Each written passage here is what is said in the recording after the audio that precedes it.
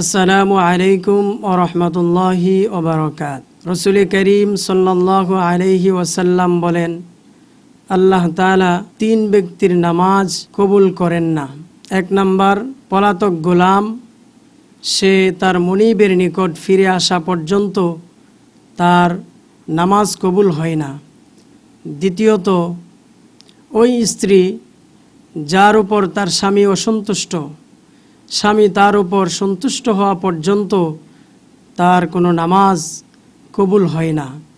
তৃতীয়ত, ওই ব্যক্তি যে মদ পান করে মাতাল হয়ে বেহুশ হয়ে রয়েছে, সে সুস্থ হওয়া পর্যন্ত, তার হুশ ফিরে আসা পর্যন্ত তার নামাজ কবুল হয় না।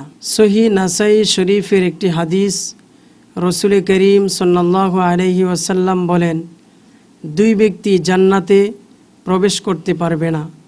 অপর এক হাদিসে আছে, তিন ব্যক্তি জান্নাতে প্রবেশ করতে পারবে না।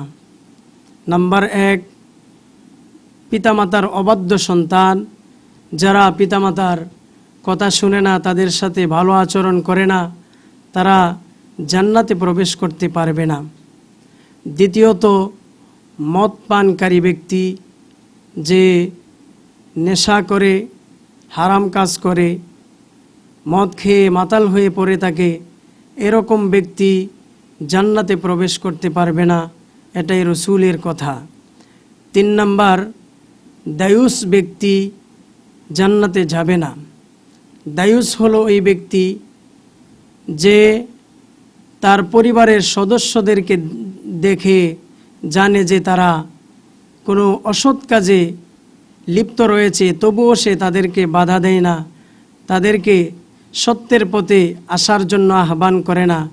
এরকম দায়ুস ব্যক্তিও জান্নাতে প্রবেশ করবে না।